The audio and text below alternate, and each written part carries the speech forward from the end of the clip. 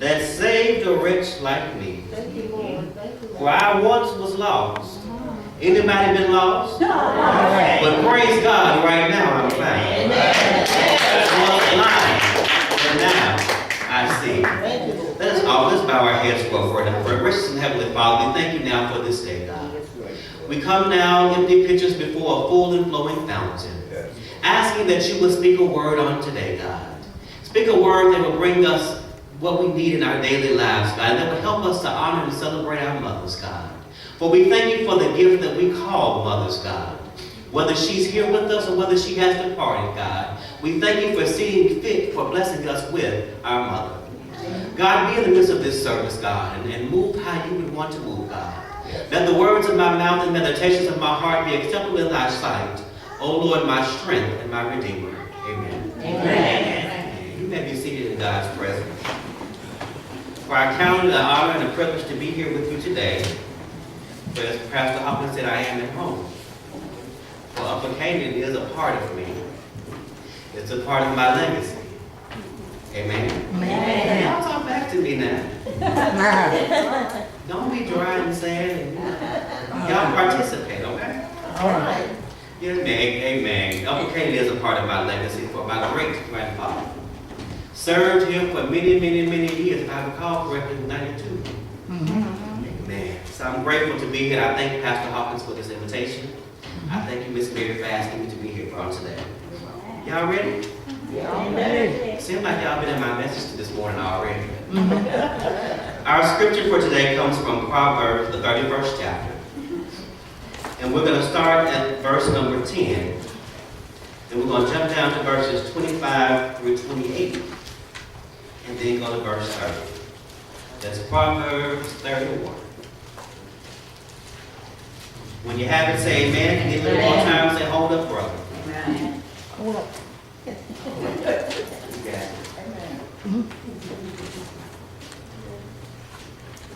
Everybody there? Yes, amen. The text today opens up with a question that says, who can find a virtuous woman? For her price is far above rubies. Go with me down to 25. It says, strength and honor are her clothing, and she shall rejoice in time to come. She openeth her mouth with wisdom, and in her tongue is the law of kindness.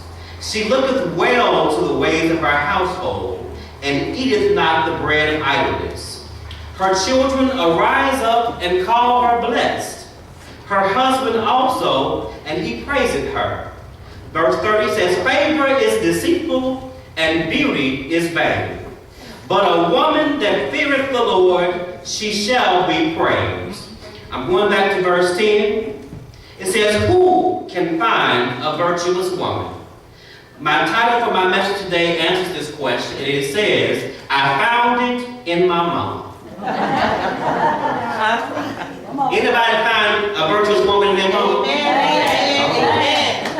Let's first open up with looking at a word. It says virtuous. Virtuous is an adjective that says having or showing high moral standards. Virtues are the essence of our character, and when we keep the practice of virtues at heart of our everyday life, we live with purpose. Virtue, by definition, is the moral excellence of a person. How many know that the most influential woman in the earth is our mother? Amen. She's our greatest teacher, Amen. and our mother lays the foundation for our lives and bears the responsibility found in Proverbs 22 and 6, where it says to train up a child in the way that he should go, and when he is old, he will not depart from it. How many still standing on their foundation? Many of us can testify that we are because of our mother. We look to her as a prayer warrior, a confidant, and we seek her wise counsel. And if nobody else will tell you the truth, baby, your mother sure will. All right. When we have been beaten and battered or discouraged by the storms of life, we seek our mother's love and for comfort and an encouraging word. Now, the older I get, I don't know if y'all can testify this, but the more I appreciate my mother Amen. and recall her Amen. words. Amen. Let me ask you a question on this morning. What was the greatest advice or lesson that your mother taught you? Keep your minutes thinking out there. What was the greatest advice or lesson that your mother gave or taught you? Y'all get it?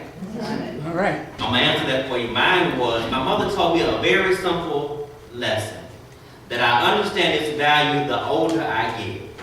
And it's 3 simple words. She said, pick your battles. Pick your battles. And the simple truth in that is everything ain't worth fighting. Everything ain't worth entertaining. All right. Some things that you address and entertain, you better be prepared for a fight. So the older I get, I find that more useful is pick your battles. Now, Proverbs admonishes us to not forsake our mother's teachings and to wear them around our neck. Proverbs 31 opens with the teachings of a mother to her son and gives the standard of a godly wife and mother. Now, the standard that may be outlined in the book might feel unattainable or slightly overwhelming. But can I tell you women a secret? You got this. Now, women look at another woman and say, girl, be you, and do what you do. I really know that there's something majestic and powerful in a mother. Amen. Now, despite her stature, whether it be small, tall, large or small, somewhere in between, Okay. she can conquer the greatest giant and soothe the wildest beast with sweet whispers of reassurance and the caress of her gentle touch. She will move heaven and earth for the sake of her household.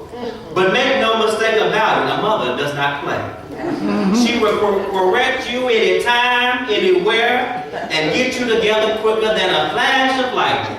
Often she'll tell you, wherever you show out, I'm going to show up. All right. Now, whether your mother is here or she has departed, let us take a brief moment to honor our mother and speak her name. So on the count of 3, I want everybody here to speak the name of their mother. Amen? 1, 2, 3. All right. Thank y'all for participating. Y'all so good. Now, there are 3 attributes that I found in the text that a mother shows. The first attribute is unconditional love. For they say that a mother's love is the closest thing to God's love. Because a mother sees your potential, especially when others remember your flaws and your failures, and she encourages you to be your greatest self. A mother stays when the world walks away. For while you are going through and others leave, she is your biggest supporter, praying and cheering you on. Amen. And a mother makes some of the greatest sacrifices for her children. The second thing that I found that a mother shows is faith. She gives her children one of the greatest gifts, and that gift is what? Faith. She teaches a child to believe and honor a power higher than themselves. For by definition, faith is a complete trust or confidence in someone or something, or a strong belief in God or the doctrines of a religion based on spiritual apprehensions rather than proof. Now, by the Bible, Hebrews 11:1 says, now faith is the substance of things hoped for, and the evidence of things not seen. Now, if your mother left you a legacy of faith, say, I've got faith. I got faith. Amen. The third thing that I noticed, an attribute of a mother, is wisdom. Mothers possess a quality that cannot be bought, nor can it be learned from the most prestigious college or university. It's wisdom. By definition, wisdom is the quality of having experience, knowledge, and good judgment, and the quality of being wise. A mother possesses accurate judgments about the world and her influence in it. She is wise to the ways of the world, but lives by the wisdom of God. Many times, mama has been there, done that, and bought the t-shirt.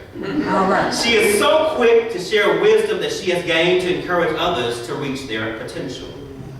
Can I ask y'all another question? Anybody ever notice that while our mothers do her thing, she appears to be the best dressed woman? Think about it. Think about it, seriously.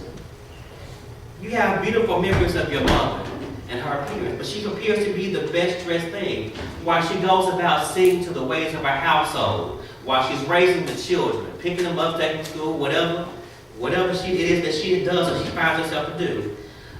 The answer is found in the text. Proverbs 31:25 says that strength and honor are her clothing, And can I add another ingredient to that? The reason why she seems the best dressed is because of grace. All right. Thank you, Lord. Now, there may be varying situations and circumstances in which many of you may have become mothers. Now, you may find yourselves in similar situations as the women I'm going to talk about. But let's take a look at God's power at work in mothers and find encouragements from their situations. So can I call some witnesses from the book this morning? Come on now. All right. Let's take a look to Genesis. Let's go to Genesis. I'm going to tell you exactly where we're going. We're going to Genesis 18. Where we're going to go. I'm going to start at verse 1. Then I'm going to go down to 9 through 14.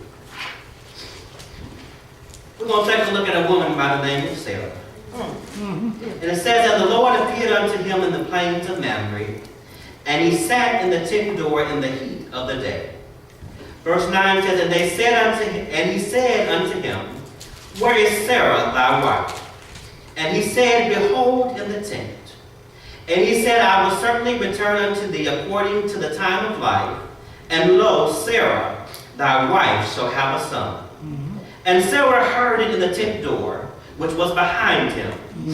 Now Abraham and Sarah were old and well stricken in age, and it ceased to be with Sarah, after the manner of women. Therefore Sarah laughed within herself, saying, after I am waxed old, shall I have pleasure, my Lord, being old also? And the Lord said unto Abraham, wherefore did Sarah laugh, saying, Shall I of a surety bear a child which I am old? Is there anything too hard for the Lord? All right. At the time appointed, I will return unto thee according to the time of life, and Sarah shall have a son. Now, if we journey on over to Genesis 26, I'm going to read it to you. Genesis 21, verses 1 through 3 said, and the Lord visited Sarah as he had said, and the Lord did unto Sarah as he had spoken. For Sarah conceived and bare Abraham a son in his old age, at the set time of which God had spoken to him. Somebody say set time. And Abraham called the name of his son that was born unto him, whom Sarah bare to him Isaac. And Sarah said, God hath made me to laugh, so that all that hear will laugh with me. Now, if we take a look at the story of Sarah, Sarah taught me two things. The first thing that Sarah taught me was that you are never too old for a promise to be fulfilled. For they have a saying that good things come to those who wait. The other thing that Sarah taught me was watch how you respond. Because her response was laughter. Now, in the story, I know it's not, I didn't outline in the text, but if you know the story of Sarah, Sarah also decided to help God out because she felt like she was too old. You know, and I would probably been like Sarah too, because you know, I'm of age, and God talking about I'm gonna have a baby. Yeah, that's kind of fun. Because in your natural eye, you can't see how it's possible. But there is nothing that's too hard for God. Now, Sarah decided she was going to help God out because she couldn't conceive it in her natural mind, and decided to give Abraham his handmaid, her handmaid, Hagar. But Sarah made one mistake. She failed to do what Proverbs 3 and 5 says. She failed to trust in the Lord with all her heart and lean not unto her own understanding. And she also failed to realize one other thing, that God has a set time. And God said, you shall bring forth the son. Now, just because it hadn't happened by a certain time in your eyes, it's still not too late for God. Let's journey on down to another woman. A woman by the name of Hannah. If we go to 1 Samuel, the first chapter, I'm going to go to verses 1 through 6, 9 through 13, and then I'm going to jump down to 20 and 27. That's 1 Samuel 1, verses 1 through 6. We're going to go down to 9 through 13, and 20 through 27. By the way, you ain't figured it out. I'll give you the clip notes. Amen. Now, when we look at the story of Hannah, we see a married woman that was tired of being mocked by her adversary. And she sought of the Lord to have a child. Now the scripture says, now there was a certain man, remember, I can't pronounce that, of Mount Ephraim, and his name was Elkanah, the son of Jeraham, the son of Elihu, the son of Tohu, and the son of Zuph, and Euphrates. And he had 2 wives. The name of one was Hannah, and the name of the other Peninnah. And Peninnah had children, but Hannah had no children. And this man went up out of his city yearly to worship and to sacrifice unto the Lord of hosts in Shiloh. And the 2 sons of Eli, Hophni and Phinehas, the priests of the Lord, were there. And when the time was that Elkanah offered, he gave to Peninnah his wife and to all her sons and daughters portions. But unto Hannah he gave a worthy portion. For he loved Hannah, but the Lord had shut up her womb. And her adversary also provoked her sore, for to make her fret, because the Lord had shut up her womb. Go down to verse 9. It says, so Hannah rose up after they had eaten in Shiloh, and after they had drunk. Now Eli the priest sat upon a seat by a post on the temple of the Lord.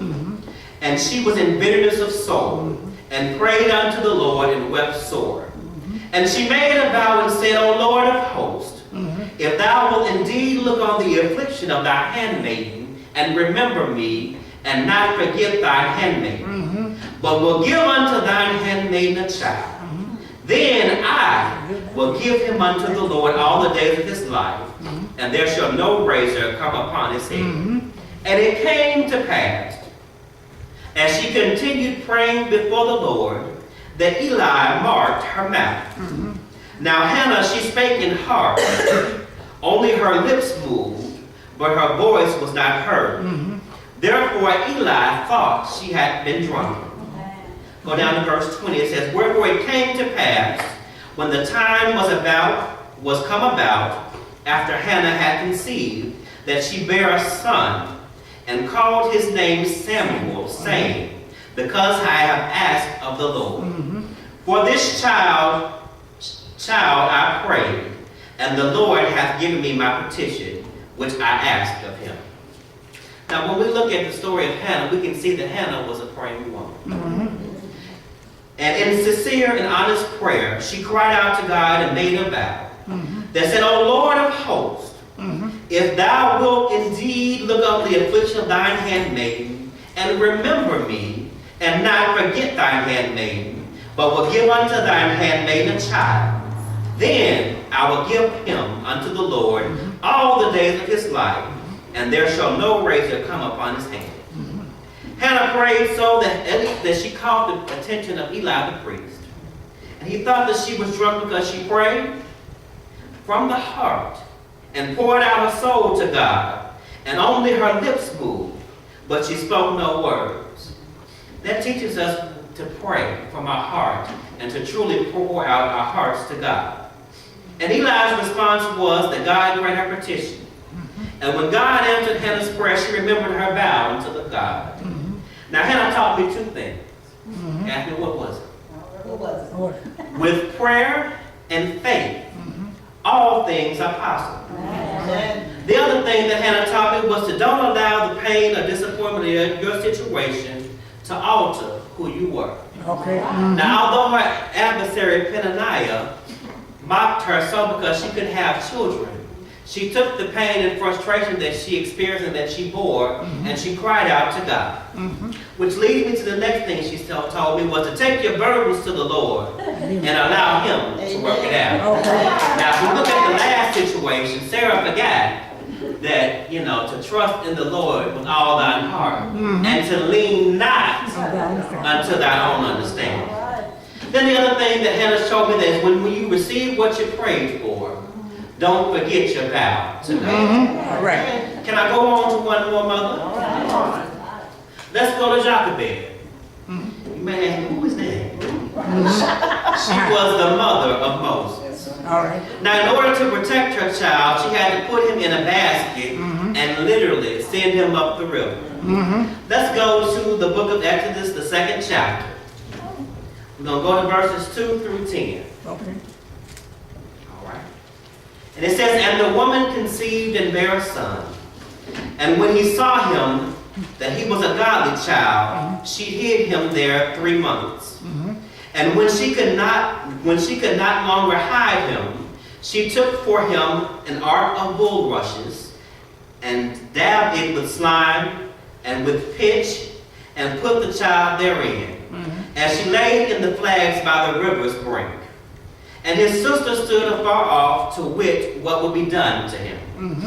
And the daughter of Pharaoh came down to wash herself at the river. And her maidens walked along the riverside. And when she saw the ark among the flags, she sent her maid to fetch it. And when she opened it, she saw the child, and behold, the babe wept. And she had compassion on him and said, this is one of the Hebrews' children. Then said his sister to Pharaoh's daughter, shall I go and call to thee a nurse of the Hebrew women that may nurse the child for thee? And Pharaoh's daughter said, go. And the maid went and called the child's mother. And Pharaoh's daughter said unto her, take this child away and nurse it for me. And I will give thee thy wages. And the woman took the child and nursed it. Verse 10 says, and the child grew, and she brought him unto Pharaoh's daughter, and he became her son. And she called his name Moses, and she said, because I drew him out of the water. Now in Exodus, the first chapter, the 15th verse, the new king of Egypt spake to the Hebrew wives to kill all the sons of the Hebrew mothers. Now Miriam was Moses' sister, was sent to watch over him. And then he was discovered by Pharaoh's daughter and raised in Pharaoh's house. Now the lesson that I learned from Jochebed was selfless sacrifices can turn around and bless you. Let me say it again. Selfless sacrifices can turn around and bless you. Now the king had issued a command that all the children, because first of all, let me back up.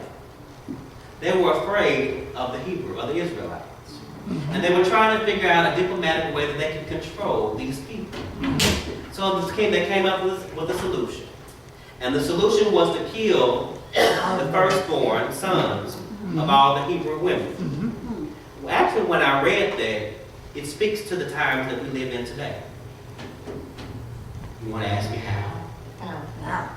Because the way that our society is set up, society is afraid of a civilization of people that have bore the burdens of a country, that have built a country, the country of African Americans. All right. Let me go back to the text. Selfless sacrifices can turn around and bless you. The other thing that I've learned from this story, which is where I was going, was when God's hand is upon you, your circumstances or surroundings cannot kill you.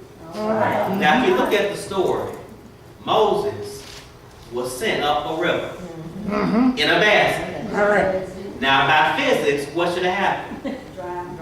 He should have drowned. But God didn't allow the water, which was around him, to touch or affect him. God's hand was upon him.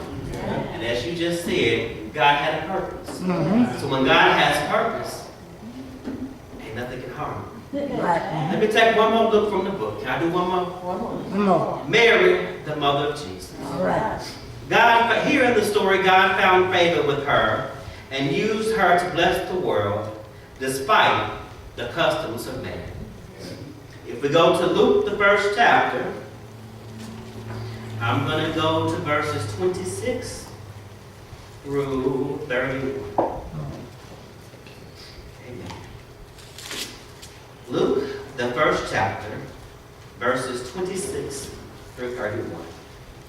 And in the 6th month, the angel Gabriel was sent from God unto a city of Galilee named Nazareth, to a virgin espoused to a man whose name was Joseph, of the house of David, and the virgin's name was Mary. And the angel came in unto her and said, Hail, thou that art highly favored, the Lord is with thee. Blessed art thou among women. And when she saw him, she was troubled at his saying, and cast in her mind what manner of salvation this shall be. And the angel said unto her, Fear not, Mary, for thou hast found favor with God. And behold, thou shalt conceive in thy womb, and bring forth a son, and call his name Jesus. Now the lesson that I learned from Mary, because again, the custom of the time, she was an unwed mother. And the custom of the time was for her to be stoned. But God had a purpose. And what she taught me was your situation may not be ideal, but God can use you to bless others. God can use you to demonstrate his power. Now you may not feel worthy or capable, but God has found favor in you.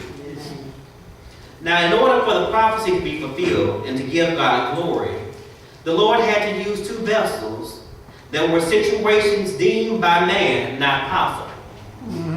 One woman could not conceive a child, and the other had never had sex, so it would be impossible to conceive. Now the other woman that I was talking about was Elizabeth, Mary's cousin, who was also barren and gave birth to John the Baptist, who was the forerunner of Christ.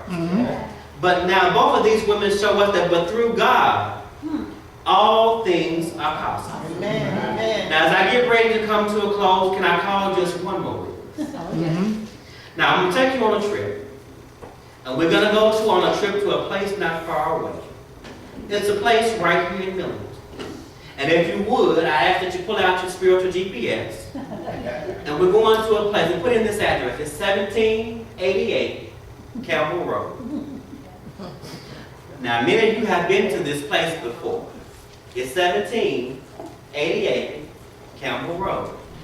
Now, I told y'all this place is a special place to me because a man by the name of Lawrence Harris worshiped here for many years. And if you ain't figured it out by now, we're going down to Lawrence's house. Now there you will find a woman by the name of Gracie Lee Harris. Now she served as the matriarch of the Harris tribe. And I can see, as the songwriter once penned, silver gray hair, neatly combed in place. There were 4 generations of love on her face. A woman who raised her children, her children's children, and her children's children. Can I tell you how I know? Because her children's child stands before you today. She passed on to all of us a legacy of faith, prayer, and service. Now within this tribe, you help one another and were each other's support system. Ask me how I know. Because I lived and experienced it. Now to help Grace and Lee out, she had a support system. She had 4 daughters. Some of you may know these girls.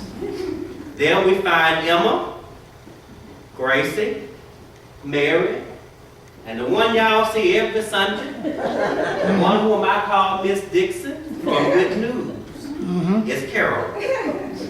And Auntie, forgive me, there's one more who was the real baby of the bunch, and that's Paula. Amen. And as I prepared for my message today, I saw traces of our illustrations within this tribe. We had Gracie Lee, a wise woman of considerable age, who sacrificed for not only her children, but the neighborhood children and her nieces and nephews and great nieces and great nephews and so on. But she also poured into the lives of her 4 children, or her 4 daughters rather. And there was a young mother in a big city that became pregnant. So they had a conversation. Can't tell you what the conversation was. But they came up with a solution. That much like Jochebed, for the benefit of this child, we're going to send, Emma and Gracie decided we're going to send your child on down for Gracie Lee to raise. And there in 1788 dwelled Paula. Well, some years later, Paula became a teenage mother.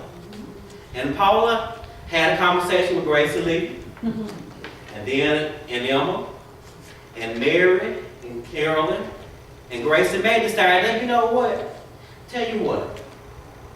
You go do what you gonna do. You gonna go to school, go to college. Don't worry, we got you.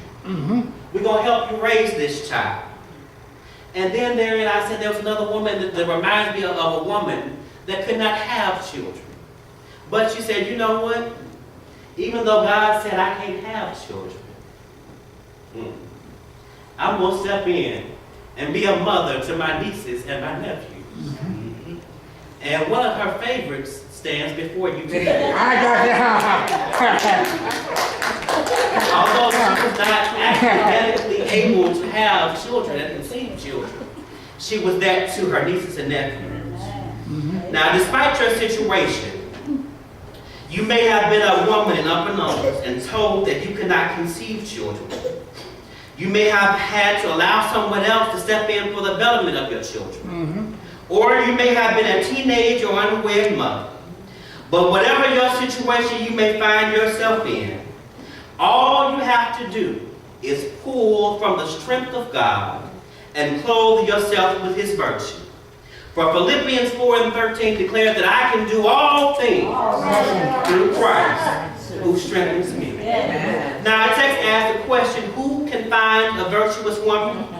The answer is, I found it in my mouth. All right.